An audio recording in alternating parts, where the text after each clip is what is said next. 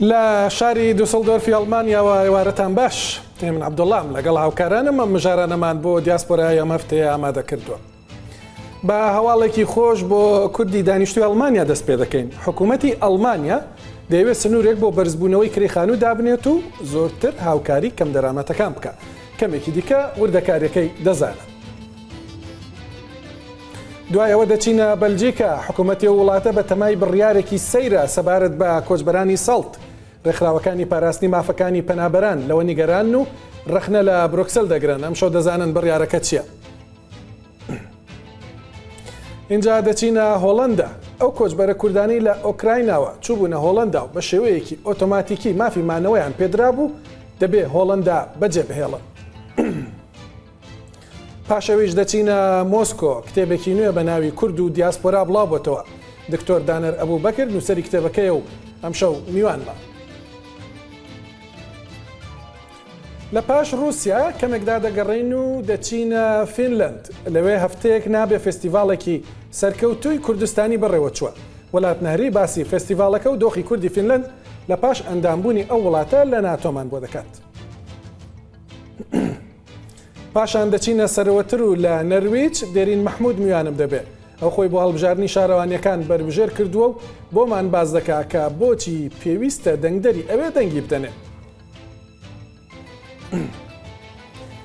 لە نەمساش باسی ئەو گوندە دەکەین کە زۆر دڵگیرە و جوانەکەی لێ بۆتە بەڵا. بۆیە خەڵکی گوندەکە دژی هاتنی گەشتیاران خۆپشاندانیان کردووە.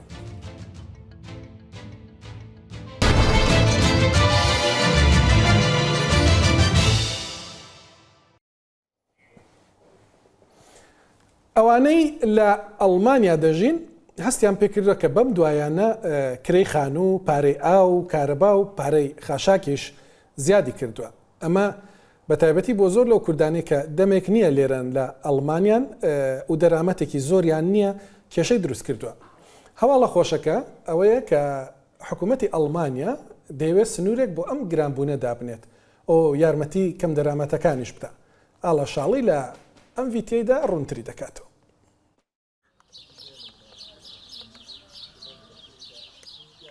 لە 73 ساڵی تەمەنی بە دوای شوقەیەکی هەرزاندا وێڵە. سدیق خەڵکی قامشلۆی ڕۆژئاوای کوردستانە. 8 ساڵە هاتۆتە ئەڵمانیا و بە پشتبەستن بە یاسای ئەم وڵاتە لە 67 ساڵی خانەنشین بووە. بەڵام هەڵاوسان و گرانی وای کردووە بە موچەی خاننشینەکەی نەحەسێتەوە. هەرێ ددانەمە ڕێنتە تەقاعدێ دانەمە ئەو پەرە تێرامەت کردیانی بەری 3 سال 4 ساڵە تێرامەت کرد لێ نابڕاستیی پشتی بەهابوونە ینی خانی بەهابوونە و خزمەت گۆزاری ئەv نێبن کۆستن بژنێدا ئەوژی بەهابووە ینی ئەوژی زبلە ئەشتەبرین ئاوا گەرمە شۆفاجە گەرمکردن ئەv هەموو بەهابوونە ئەوژی شکێمە دشێ ینی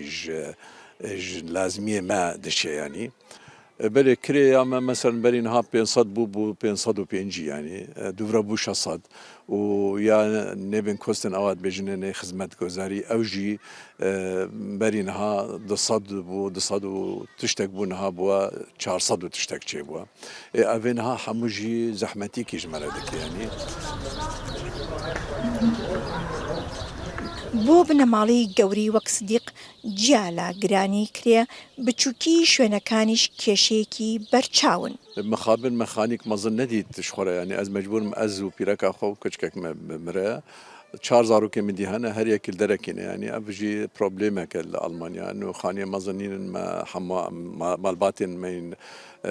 شەرقینە ڕۆهلاتن مەسەلەن مەزنن لێ خانی گۆروانانینن ینی ئەم مەجبورم بەلاف دەبێژ هەبدو یان. جگە لە هەڵاوسان ئەو شەپە لە ئۆکرانی بەهۆی شەڕەوە ئاوارەی ئەڵمانیا بوون کێشەی شوێنی نیشتەجێبوونی زیاتر کردووە. ئاسانکاری حکوومەتیش وای کردووە لە ماوەی 3 ساڵدا کرێخانوو لە ئەڵمانیا لە 20 زیاد بکات. سۆسیال دیموکراتەکان داوای سنووردارکردنی بەرزکردنەوەی نرخی کرێی شوقە دەکەن. ئەمە ئەو خاڵەیە کە ئێمە وەکو سیاسەتمەدار و هەروەها وەکو سۆسیال دیموکرات دەڵێن پێویستە چیتە ڕێگە نەدرێت زیادکردنی کرێی خانوو بۆ بازاری ئازاد جێبهێڵرێت نابێت بێ کاردانەوە لە تەنیشتەوە بۆستین و هیوای ئەوە بخوازین کە شتەکان لە قۆناغێکدا ئاسایی ببنەوە دەبێت لە ڕووی سیاسیەوە دەسوەردان بکەین و لەسەر هەندێک ڕێساڕێک بکەون کە دڵنیایی دەدەن لەوەی کە کرێی خانووەکان ئەوەندە بەرز نەبنەوە تا کەس نەتوانێت کرێ بدات. دەچینە لای یەکێک لە گەورەترین کۆمپانیای خانوبەری ئەڵمانیا لا وەڵامی پرسیارەکانماندا بە ئیمێل چارەسەری کێشەی نیشتەجێبوونیان بۆ دروستکردنی یەکەی نوێ گەڕاندەوە. تونکردنەوەی زیاتری یاسای کرێ ڕێگەیەکی دروست نییە و یەک شوقەی نوێ دروست ناکات. بێگومان ئێمە لەگەڵ بازاڕێکی ڕێکخراوی کرێداین، بەڵام زیادەڕۆیی لە ڕێخستن بازاڕەکان لە ناو دەبات و بەرهێنانەکان خاو دەکاتەوە. مەرج نییە سنووردارکردنی نرخی کرێ هەموو کەسێک بپارێزێت. شانە بەهێزەکان دەتوانن زیاتر هەڵبگرن و بەم شێوەیە ئێمە بوار بۆ بەرهێنانەکان دروست دەکەین و دروستکردنی خانوبەرەی نوێ دووبارە دەست پێ دەکەینەوە. پارتی سۆسیال دیموکراتەکان داوا دەکەن پارتی سەوزەکان و لیبەڕاڵەکانیش پرۆژە یاسایی سنووردارکردنی بەرزکردنەوەی نرخی شوقە پەسەند بکەن. بەپێی ئاماری وەزارەتی نیشتەجێبوون و گەشەپێدانی شار لە سەدا 50.5 دانیشتوانی ئەڵمانیا کرێچین، بەڵام تەنیا 43,300,000 شوقە لە ئەڵمانیا هەیە.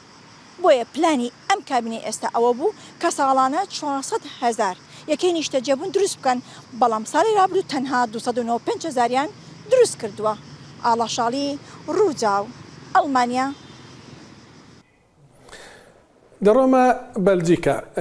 بەلجیکا بەتەمایە چی دیکە کۆچبەری پیاوی سەڵت وەرنەگرێت. بەلانی کەمەوە ئەم ماوەیە دەیەوێت وەریان نەگرێت. نیکۆل دێمۆر وەزیری کۆچبەرانی بەلجیکا ڕاگەیاندووە کە لە وڵاتەکەی چی دیکە شوێنی حەوانەوە بۆ ئەو هەموو کۆچبەرە نەماوە، بۆیە ناچارن تەنیا ئەوانە وەربگرن و بحەوێنەوە کە ماڵباتن واتە خێزانیان هەیە یان منداڵن.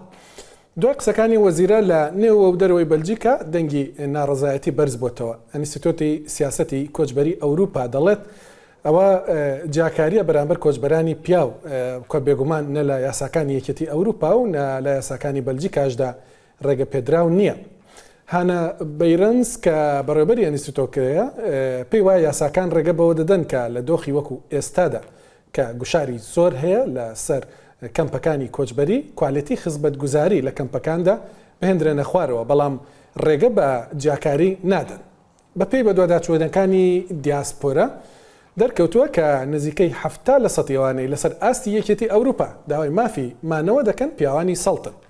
بۆیەش دەردەکەوێت کە بەلجیکا بەو بڕیارەی دەیەوێت 70% داواکارانی مافی مانەوە لە شوێنی مانەوە بێبەش بکە. دنیا میجاتۆڤیچ هەیە کە کۆمیسیاری یەکێتی ئەوروپا بۆ کاروباری مافەکانی مرۆڤ ئەو هۆشداری داوە و ڕاشیگەیاندووە کە جێبەجێکردنی ئەو بڕیارە دەرهاویشتەی زۆر خراپی دەبێت. پێترا دەستۆتەریش جێگری سەرۆگۆزیرانی بەلجیکا داوای لە وەزیرەکەی خۆی کردو، وەزیری نێو کابینەکەی خۆیان کە پیاوانی سەڵت لە کۆچبەرانی دیکە جانەکەنەوە.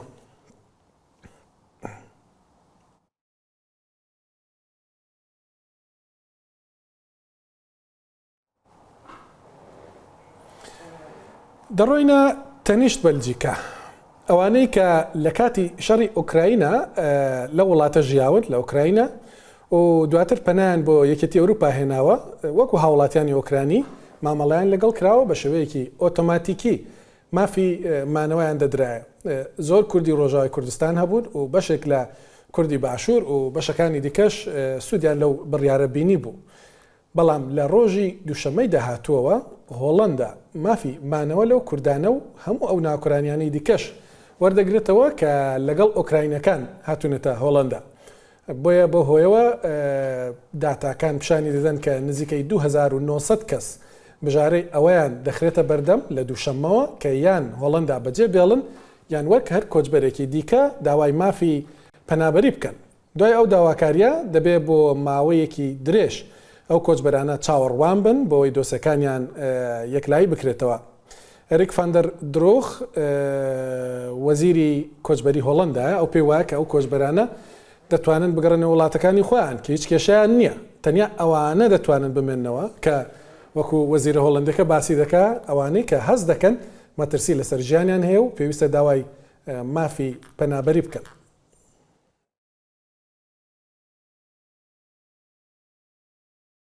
لەبەر ئەوەیە کە ئێمە ژمارێکی زۆر کەیسمان بینیوە کە خەڵک ناگەڕێنەوە. زۆر کەیسمان بینیوە کە خەڵک لە ناوچەی شنگن دیار نامێنن. بۆ ئێرەش ناگەڕێنەوە، بەڵام بە جۆرێک لە جۆرەکان لە شوێنێک دیار نامێنن. هێشتا فێڵی جۆرا و جۆر هەن. هەندێک فێڵ هەن کە ئاشکرامان کردوون. بەمانایەکی دیکە نووسنگەکانمان وریان و زۆر ئاگایان لەم هەرێمەیە، چونکە هێشتا لە پرۆسەی ڤیزادا زۆر سەرپێچی هەن. ئەوەی کە بینیتانیا بیستان بەشێک بوو لە هەفەیڤینێک کە هاوکارم شەیان تەحسین لەگەڵ کۆنسۆڵی گشتی هۆڵندا لە هەولێر سازی کرد بوو، باسی زەحمەتەکانی پێدانی ڤیزای دەکرد. هۆڵندایەکە لە وڵاتانی کە جگە لەوەی ئەوانەی ناوکراینین دەیەوێت وڵاتەکە بەجێ بێڵن زۆر بە زەحمەتیش ڤیزە دەدا، بە تایبەتیش ڤیزای گەشتیاری. لەوێ باسیەوە دەکا کە ڤیزای گەشتیاری بۆیە نادەنە خەڵکی کوردستان لەبەرەوەی زۆر کەس ئەو ڤیزای کاتی خۆی وەرگرتووە، دوایی نەگەڕاوەتەوە بوو نەبۆ کوردستان گەڕاوەتەوە، لە ناوچەی شنگنیش دیار نەماوە. دەڕۆمە سەر مژارێکی دیکەی باڵکێش لەسەر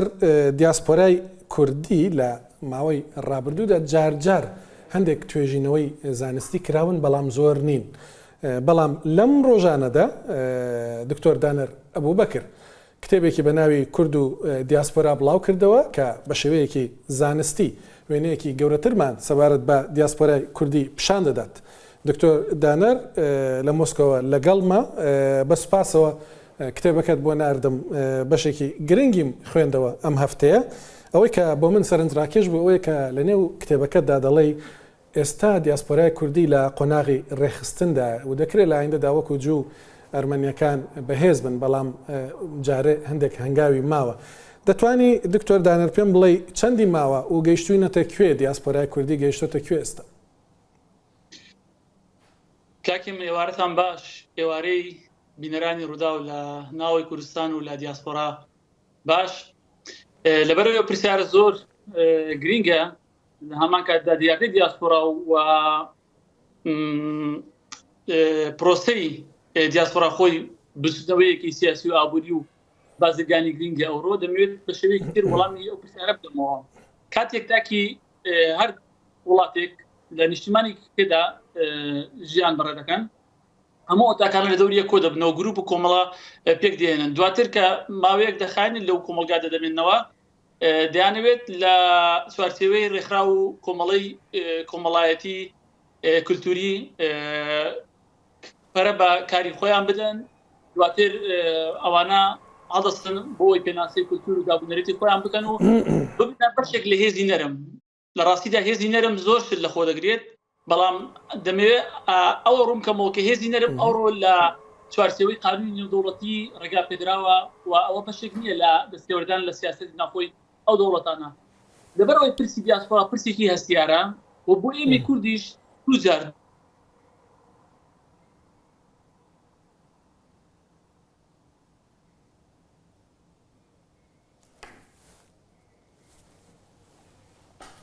باش. دکتۆر دانەر ئەبوبەکر بوو. بەڵێ دکتۆر دانەر ئەبوبەکر باسی کتێبەکەی خۆی کرد بە ناوی دەکات بە ناوی کورد و دیاسپۆرا. وەکو گوتیشم لەسەر دیاسپۆرای کوردی توێژینەوەی زانستی، توێژینەوەی ورد کەم نووسراون، بە تایبەتیش بە زمانی کوردی، بە زمانەکانی دیکە بە ئینگلیزی، بە فەڕەنسی، بە ئەڵمانی ئەرشیفێکی دەوڵەمەند هەیە و بە ڕووسیش بێگومان هەبووە پێشتر، کەسانی غەیرە کورد زۆر نووسیویانە. بەڵام لەسەر دیاسپۆرای کوردی تاوەکو ئێستا کاری زۆر جددی نەکراوە. کاک دکتۆر دانەر ئەبوبەکر پەیوەندەکەی پچراوە، ئەگەر هاوکارانم ئامادەیە؟ بەڵێ زۆر باشە. کاک دکتۆر بەڵێ ئامادەیە؟ بەڵێ زۆر باشە. پرسیارەکەی منەوە بوو کە دەڵێ ئێمە لە قۆناغی خۆڕێخستنەوە داین دیاسپۆرای کوردی،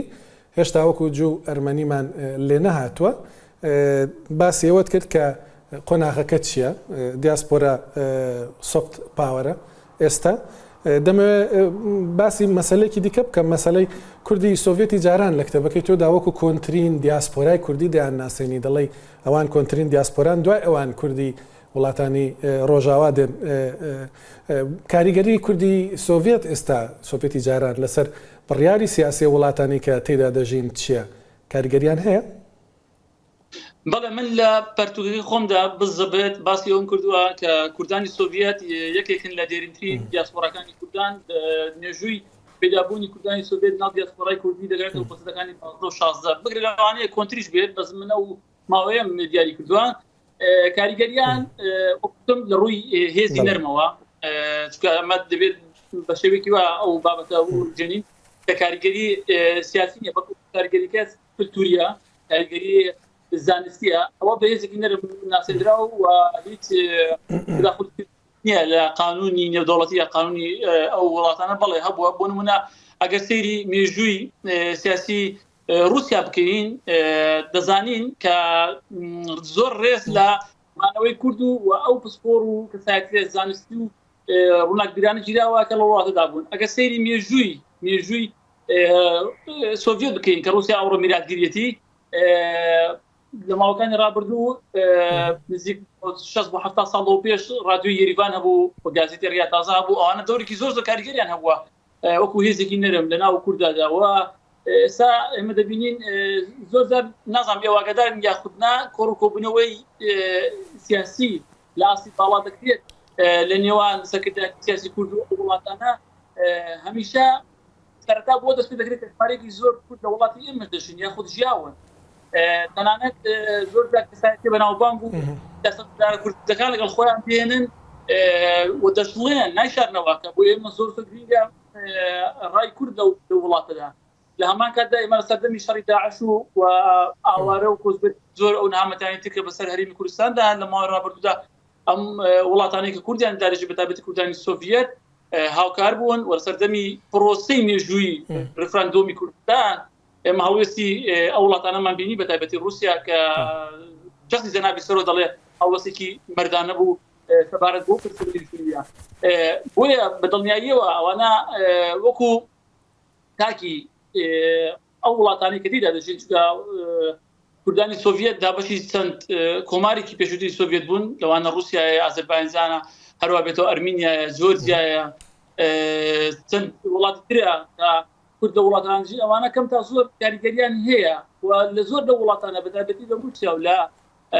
ئەرمەنستان و لە جۆرجیا ئەندام پەرلەمانێکەوە جگە لەوەی لەسەر ئاستی ناوچە فیدرالیەکانیش ئەندام پەرلەمان و کەسایەتی بەناوبانگ لە ناو دام و دەستگا حکومی و زانستیەکانیش هەیە بۆیە بەدڵنیاییەوە ئەوانە کاریگەریان هەبوو ئەگەر سەیری بەڵێن پرۆسەی یاخود هاتنی مستەفا بارزانی نەمبەر لە ساڵی چلەکان بۆ سۆڤێت لەو کات و ساتەدا کە زۆر بەڕاستی ترسناک بوو یەکێتی سۆڤێت تازە لە شەڕی دووەمی جیهانی ڕزگاری بوو دەختێکی زۆریشی لەسەر بوو لەلایەن ئەمریکا و بەریتانیاوە کە دەبێت ڕێکەوتنەکانی پێش جەنگ جێبەجێ بکات بۆی کە سوپای لە ناو ئەو خاکانە بشێنەوە کە ڕزگارکراون بەڵام پێشواسی لە مستەفا بارزانی و هەواڵەکانی کرا کە 500 کەسی دەکرد بۆ ئاسان نەبووە من لام وایە بەشێک لەو ڕووداوەش پەیوەندی بەو کوردە سۆڤێتیانەوە هەبووە کە لە وڵاتدا بوون ئەو کوردە سۆڤێتیانە نیشتیمانی خۆیان خۆشویستووە کە بۆتە سۆڤێت تەبعاً و ئەمانە لە شەڕی دووەمی جیهانی بە هەموو شێوێک لە پاپ نەتەوەکانی تر خەباتیان کردووە بۆیە لایەنەوە بە کورد بەڕاستی نێتەوەیەکە هەمیشە ئەوەی لە بەرچاو دەگرێت و پیاوەتی لەبیر ناستەوە هەر بۆشە لە ساڵانی 50 دواتر سەردەمی لە سەردەمی زۆر باش 11 ئازار هاوکاری هەرێمی کوردستان کرا دواتر لە ساڵی 90 بە هەمان شێوە بە لە سەردەمی ئازادکردنی با بڵێن عراقشدا رووسیا یەکەمی وڵات بوو کە سوخانی لە هەولێر کردەوە ئەمانە کەم تا زۆر کاریگەریەکە وەکو باسی دەکەی کاریگەریەکی گەورەیە لەسەر رووسیا لە کتێبەکە داشتێکی دیکە کە سەرنجی ڕاکێشام بەتایبەتیش لەسەر کوردی سۆڤێتی پێش و باسی دەکەی نایەکگرتوویە لە ڕووی سیاسیەوە لە ڕووی ئاینیەوە دەڵێ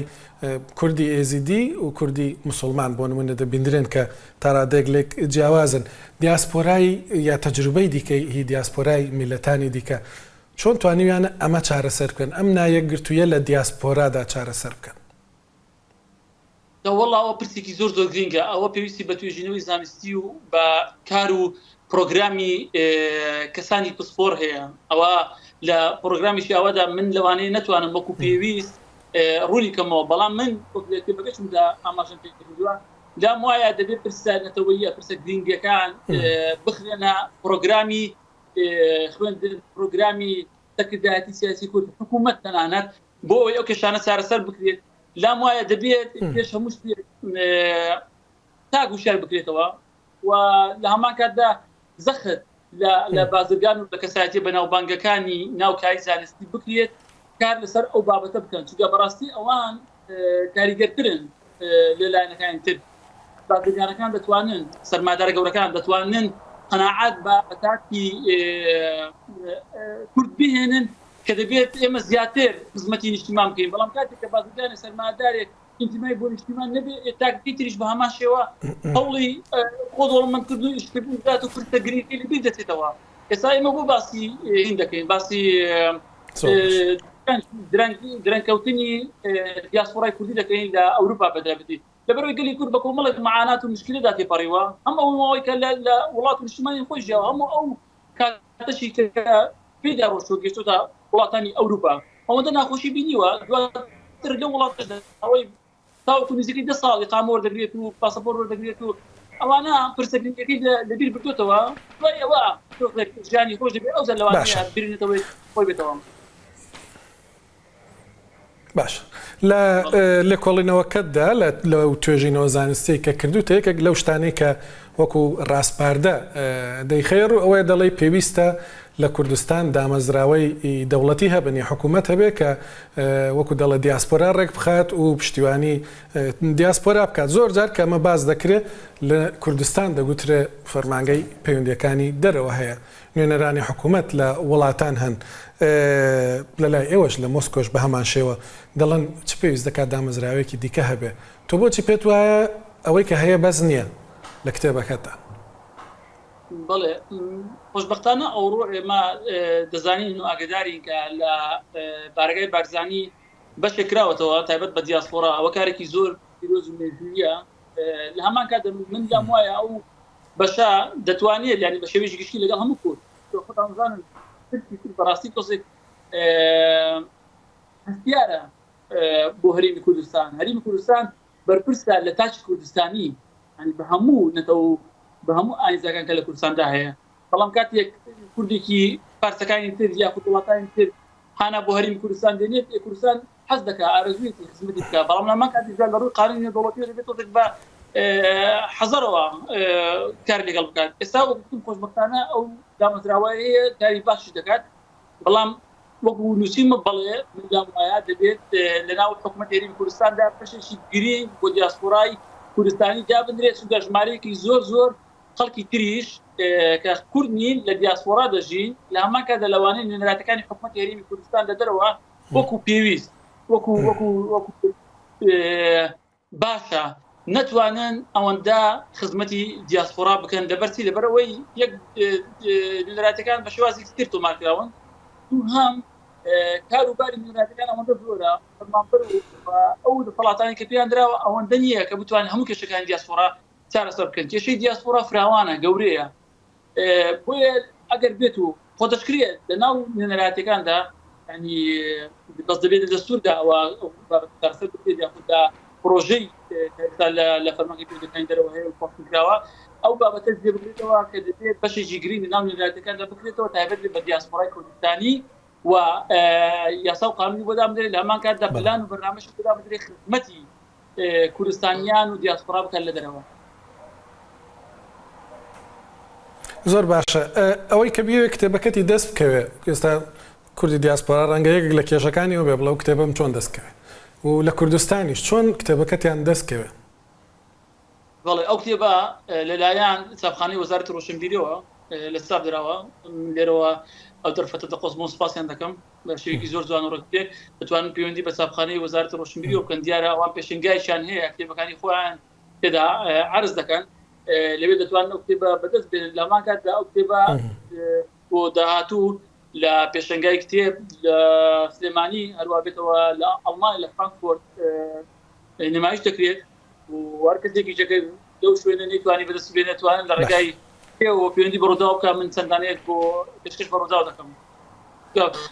لەبەر ئەوەی ڕوودا و لەو بوارەدا ئیشی کردەوە باشە زۆر سپاس دەکەم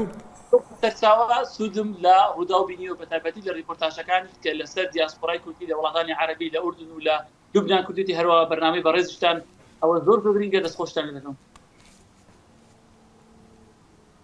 زۆر سپاس دەکەم دکتۆر دانەر ئەبوبەکر نووسەری کتێبی کورد و دیاسپۆرا لە مۆسکۆ لەگەڵمان بوو زۆر زۆر سپاس دەکەم. ناوبڕێک وەردەگرم دوای ناوبڕ باسی ئەوە دەکەین کە لە نێو دیاسپۆرای کوردی لە فینلەند سەرۆکی پێشووی فینلەند بیندراوە بەشدار بووە گوێی لە گۆرانی کوردی گرتووە بۆچی چووە و پەیوەندەکەی چۆنە لەگەڵ کوردان هەروەها دەچینە نەروێجیش دواتر لەوێ خانمێک بربژێرە باسیەوە دەکات کە بۆچی کورد لە نەروێج و بە تایبەتی لە شارەکەی خۆی پێویستە دەنگی بدەنێت.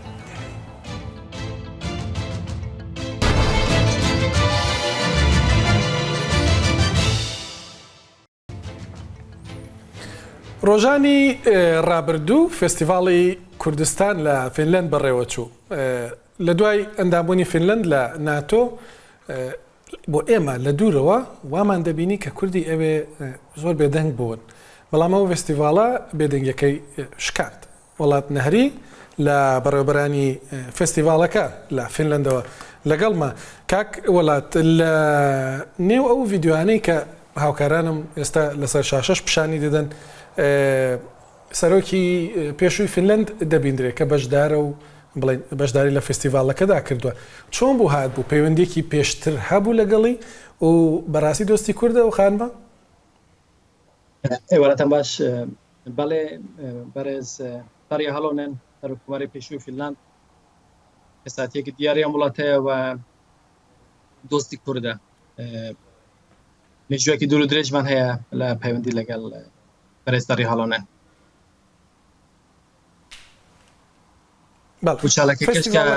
باسی فستیڤاڵەکەتانە مەگەر بۆ بکەی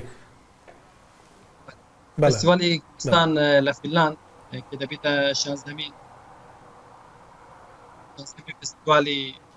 بەدرخان ڕۆژی شەشی مانگی هەشتا دەستگیری بەڕێوە چوو فستیڤاڵە بارکە ڕەنگاوڕەنگ بوو بەرنامەیەکی بەرین و دەوڵەمەندی هەبوو سەرەتاوە باسەکەم دەستی چەندین بابەتی گرنگ دەوێت پانێلەکە باشی پەرتووک و هونەر پێشەنگا هەبوون دواشی بەشی هونەری هەم لە هونەر و کاری هونەرەکان خۆی گرتبوو هەمش بەشی موزیک و هەڵپەرکی و هەڵبەست و وەکتر بەرنامەکە بەتە ڕۆژێکی درێژ بوو لە 12 نیوەڕۆوە تا 11 شەو ئێمە بەرنامەمان بەردەوام هەبوو زۆربەی خەڵکەکە سەرەتاوە تا کوتایی لەگەڵمان بوون بەشێکشان بەپێی دەرفەت کاتی خۆیان دەهاتن و دەڕۆشت. زۆر باشە لە نێو فینلەندە لە نێو میدیای فینلەندی لە نێو خەڵکی فینلەندە دەنگدانەوەی هەبوو لە نێو فینلەندە لە بەرنامەکەدا ئێمە بەشێکمان بە زمانی فینلاندی بوو بەشێک بەرنامەکە لەوێ کەسانی دۆستی کورد لە هێژوەکی دوور و درێژیان لە پەیوەندی لەگەڵ کوردە هەیە بە بانکێشتمان کردبوو بۆ هەم بۆکە ڕێز لیان بگیرین هەمش بۆەوەکە لە پانێل بەشدار بن فستیڤالەکەش بە ناوی کورد دۆستانی لەبیر ناکات یعنی مژاری فستیڤالەکەمان بوو لەبەرەوە ئەم بابەتەمان زۆر بەرچاو گرتبوو لە بەرنامەکەماندا. باش کاک وڵات دوای ئەندامبوونی فینلند لە ناتۆ بۆ ئێمە وەکو باسشم کرد لە دەستپێکیش وێنەیەکی وا هەبوو کە تۆزە کورد ئەو چالاکیە کە جاران هەبووی کورد لە فینلند نەماوە بێدەنگن بەڕاستی وایە یان هیچ نەگۆڕاوە چالاکیەکانی کورد لە وڵاتی فینلاند هەروەک خوب بەردەوام بوون لە ئەو سەردەمەش کە فینلاند داوای ئەندامەتی ناتۆ کرد تا کاتێک کە وەک ئەندامی ناتۆ وەرگیرا بەڵام بێگومانەوەی کە پرسی کورد و ئەو گوشار و هەرشەی کە حکوومەتی تورکیا و دەسەڵاتی ئەردۆغان لەسەر حکوومەتی فینلاند و سوێد دەکرد کاریگەری هەبوو لە پەیوەندی فینلاند و سوێد لەگەڵ لایەنە کوردیەکان بەگشتی بەڵام ئەوەی کە بەخۆشیەوە بینیمان لە هەمان کاتدا دەرفەتێک بوو بۆ ئەوەی کە پرسی کورد زیاترش باس بکرێت لەوەی کە لە حاڵەتی نۆرمالدا باسەکرێت خۆم لە ماوەی ئەو ساڵەکە ئەم بابەتە لە ڕۆژاودا بوو چاپێکەکەتونم لە گەلدەیان ڕۆژنامە و میدیای فینلاندی کرد لەو سەردەمانە یعنی دەرفەتێک بووە کە کوردش خۆی بە زیاتر بە خۆی بە کۆمەلگای فینلاندی بناسێنێت و باسی پرسی کورد لە هەر چواربەشی کوردستان باش جاران لە بیرمە گروپێکی دۆستایەتی کورتە بوو وەنیا لە پەرلەمانی فینلاند ئەوانە ماون ئێستا گروپێک ماوە بە ناوی گروپی دۆستایەتی کورد لە پەرلەمان لە مانگی چواریم ساڵ هەڵبژاردن کرا دوای هەڵبژاردنی حکوومەتی نوێ هاتووتە سەرکار ئەم حکوومەتە بەداخەوە بەهۆی کێشەکان نێوخۆی تا ئێستاشی نایتوانی بە شێوەیەکی ڕێکوپێک دەست بە کار بکەن باسی راسیزم و باسی کۆچبەران بەگشتی یەکێک لە تەورەگشتیەکانە کە ئەم حزبانە لە نێو دەسەڵاتی حکوومەتی فینلاندا باسیەکەن و ئێستاش لەگەڵ بیت کێشەکان تاوا نەبوونە بۆیە ئەم گروپەش پێویست نایتوانی بە دەست بە کار بیت بەڵام ئەم کەسانێکە لە گروپی دۆستانی کورد بوون زۆربەیان دووبارە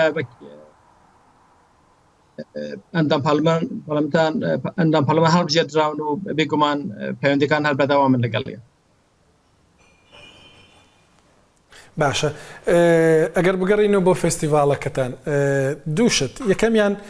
ئەو فێستیڤالە بەردەوام دەبێت ساڵانە دەیکەن و دووەمیش بینیم زۆر وەکو دەڵشتی خۆشی تێدا بوو دەستپێکەکەی مستۆدادار ئەی ڕەقیب دەڵێ کۆمەڵێک گۆرانی زۆر خۆشی تێدا گوتراوە گەنگەشەی جددی تێدا کراون ئەمە لەکوێ دەتوانی جارێکی دیکە بیان بینیەوە بەڕاستی لە بەرنامەکەدا من چاوێکم کرد هەفتا کەس لە نێو بەرنامەکەدا بوون یعنی هەر بەرنامەکی فرەڕەنگ بوو لە بەشی هونەری کەشکاوەک ئەمەجەتان پێ کرد بەڕێز مستۆدادار و هەروە خەتۆ شریکە هەبرامی و چەند هۆنەرمەندی تری کورد لەوێ بەشدار بوون کەسانی بەتوانە لەباری موزیکەوە وەک بەڕێز ئالان عارف و هۆنەرمەندانی تر و وەک نووسەرانش ئێمە بانکێشتی بەڕێز کاکسۆران هەمەرەشمان کردبوو کە باسی مێژووی بزر و نەگەردراوی کورد کەوەش شتێکی تایبەت لەم بارە نووسیوە بە زمانی انگلیسی و کوردی لەوێ باس کرا کاک مستۆدادار سرودێکی ئامادە کردبوو بۆ فستیڤال کە بەڕێز مامۆستا لاپەشێ و شێری تاریف یان بارکەم بڕۆن کردبوو سرود و ئەمە لەلایەن بەڕێز عەبدولجەمال سەگرمە دابەشکاری موسیقای بوو کراوە و موزیکژنێکی فینلاندی بە ناوی پێتیا ئولا ڕاکۆلا پیانۆی لێدا بۆ کاک مستۆدادار کە ئەم سرودەی پێشکەشت تایبەتمەندیەکە ئەو بوو لە بەرنامەکەماندا باشە فستیڤالەکە ساڵانی داات و بەردەوام دەبێت پێمان خۆشە ئەم فستیڤالە ساڵانەش بەردەوام بیت بەڵامی تر بواری ئابوووریەکەی بەڕاستی زۆر قورسە کارەکە بەخۆبەخشی کرا و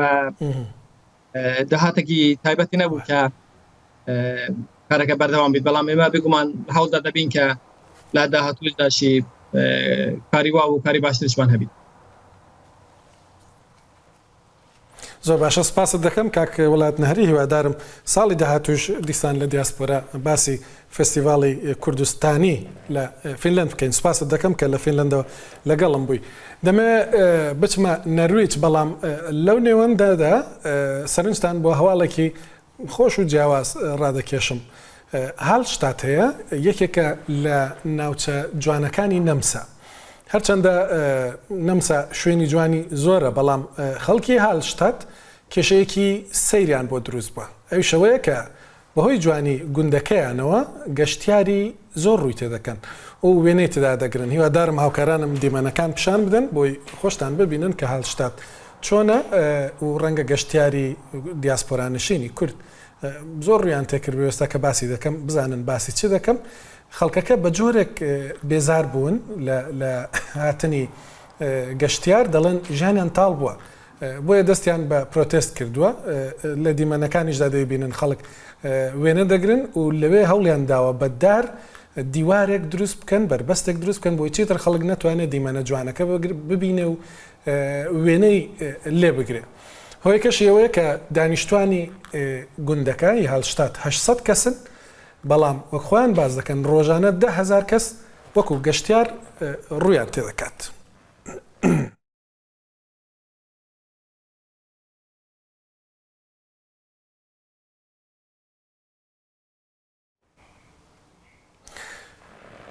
نەمسا وڵاتێکی جوانە بێگومان. لە نەمسای جوانەوە دەڕۆم بۆ نەروێژی جوانتر تەمان ئەوە بەبیرکردنەوەی من ڕەنگە وابێ. نەروێجیش وڵاتێکی زۆر جوانە. لەوێ هەڵبژارنی شارەوانیەکان دەکرێت و شارە جوانانەی کە لەوێن لە یەکێک لەو شارەوانیانەدا خانمێکی کورد خۆی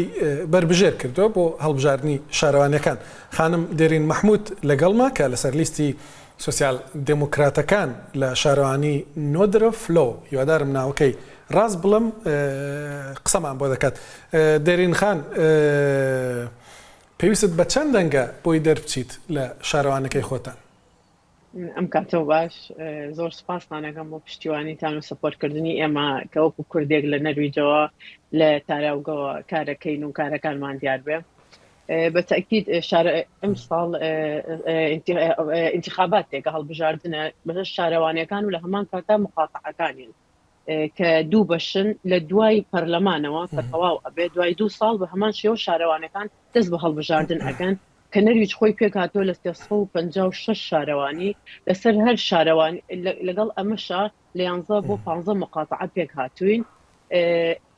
ئێمە لەم منطقەی کە هەمانە ئێستا من لەسەر لیستی نۆدرەفۆلۆ هەڵبژێرداوم کە 27 ناوم کە وەکو کچێکی کورتیایە بەشدارم و فترێکی یعنی ماوەیەکی زۆرە چەندەها ساڵە 10 ساڵێک بێ کە هیچ کوردێکی تیا نەبووە. ئەگەر لەم شارەوانی بێ پێی دەنگەکان نەچێتە ئەوەی منافەسە هەبێ لە بینی یەکتریا بە هەر یەکێکمان ئەبێ لەو کەسانی کە لە دوای پێنجەکەوەیە ئەبێ هەر یەکێکمان لە بینی 500 بۆ 200 دەنگی تەواوەتی بەدەست بهێنین بۆی بتوانین بچینە منافەسەکەوە. ئەگەر لە کاتێکا پارتەکەمان هەڵبژێرێت یعنی ئەو دەسەڵاتی یەکەم بەدەست بێنێت تو کە دەنگی یعنی دەنگی لە ئاستی پارتەکانی کە زیاتر بێت دەست بهێنێت. باشە بۆچی دەبێت کوردی ئەوێ دەنگت پێ بدەنەوەوانێک ئێستا گوێیان لێ پاڵنەر چیە بۆ ئەوان چیان بۆ دەکەیت؟ بەڵێ ئێمە وەکو کە خۆمان هەڵبژاردو لەسەر ئەم لیستە و ئەم لیستە ینی ئەم پارتەمان کە سۆسیال دموکرات و پارتی کرێکاران بەناوبانە کە پارتێکە زۆر دیفاع لە ئەوە لاجئین ئەکا ئەوانی کێن لە دەرەوەی وڵات بەتایبەت وەکو ئێمە کە ئێمە باگراونێکی لە شەرقیمان هەیە زۆر پشگیری ئەکا و لە هەمان کاتە ئێمە کار و فەرمانمانەیە کە لەم وڵاتەیە کاتێککە لە دوای 3 ساڵیتە ئەم شارەوانی و ئەگەر تو حق و حقوقی خۆت نزانی ناتوانانی یعنی ناتوانانی ئیشەکانە بە ئاسانی بڕوە بەری کە تۆ مافی خۆ نزانی چۆن داوای حق و مافی خۆ دەکەیت و بەتەکید منێک پێبووم لەو کەسانی کە مدەی ئێستا حالیان بۆ 11 ساڵەچە کە لەم کۆمۆنەیەم لەم شارەوانیە کە ئەتوانم بڵێن بە شێوەیەکی بەرچاو زۆر ئاگامان لە ماف و ئەرکی خۆم ڕاستە لەوانەیە ئەرکمان کردێ بەس مافەکەی خۆمان نەزانی بێ کە داوامان کردەوە یەکێکیش لەم پارتانە کە زۆر پشگیری بە تایبەت ئەوانەیە کە ئەکا کە لاجئن ئەم سۆسیال دیموکرات و ئەوە یعنی شتێکی معلومە لەسەر لە ئاستی وڵاتەکە لەبەر ئەوە هەر کەسێک ینی کە دەنگ بە ئێمە ئاات بە هەر کەسی یان لەسەر مقاتعەکانیش هودامانەیە کە بە هەمان شێوە ئەویش کچێکی کوردە خاتونێکی کوردی بەڕێزە یەکەم ناوە لە لیستەکەیە و لە پەرلەمان بە هەمان شێوە مانیمانەیە ئەویش بە هەمان شێوە کوردە لەسەر ئەو ئینی پەرلەمانەکان سەواو بووە بەس ئەوە ینی پێویست بۆیە کە تۆ مافی خۆ بزانی لە هەمان کاتە کەسانێکیشمانەیە ئەبێ ئەوەش بزانێت کە لە 3 ساڵ کە تۆ لەم شارەوانیە ئەبی ناتوانانی زمانێکی وا فێربی کە هەموو مافەکانی خۆ بەدەستبێنیتە یعنی هەموو کات پێویست بۆ ئەبێ کێکێک ڕێگاکە بۆ ڕوونکاتەوە پشتیوانی وکە یارمەتیت بە لە ماف و ئەرکی خۆتە زۆر باشە کوردی شوێنی دیکەی نەرویج دەتوانن دەنگتان پێ بدەنی هەردە بە خەڵکی شارەکەی خۆتان بێ نەخێر بە هیچ شێوەیەک شارەوانەکان بەو شێوەیە کە هەموو شارەوانێک ئەبێ ئەو کەسانە دەنگی پێبن کە لە شارەوانەکان بەس مقاتعەکان جیاوازە ئەتوانێت لەو کۆمەڵە شارەوانەیە کە پێک بێ مقاتعەکان پێگێت ناوچەکان پێگێ ئەوە ئەتوانێت بینی شارەکانە بێت بەس ئێمە تەنهان و ئەوانەی کە دانیشتووی نۆدرەخۆڵۆن کە لە 3 بۆ 4 شار پێگاتۆ هی بچکۆلە بەس تەنها دەنگی ئەو 4 شوێن یعنی ئەو 4 شارەمان ئەوێت کە نزیکەی دانیشتوانی ئێرە 61,000 بەس ئەبێ بزانانی کە ڕێژەی مناڵمانێ ڕێژەی لە دوای 18 ساڵەوە ئەبێ دەنگ بیرێت و ئەو کەسانی کە نیشتەجێی ئێرەشن ئەبێ 3 ساڵیان تەواو کردبێ لە ناو شارەوانەکە پێویستی بەوەیە کە جۆ جنسەی نەرویجیت هەبێ ئەنی حەزەکەم ئەو ڕوونکردنەوەی بم زۆر کەس ناچێت لە کوردەکان یا بە هەمان شێوە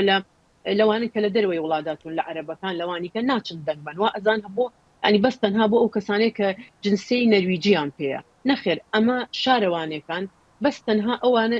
پەرلەمان کە پێویستی بە جنسی نەرویجی هەیە و کەسە ئەچێ دەنگەیە کە جنسی نەرویجی پێبێ شارەوانەکان لە دوای 3 ساڵ کە تۆ نیشتەجێی ئەم شارەوانەیە مافی خۆتە کە بچی دەنگ بیت و دەنگی خۆ بەکاربێنی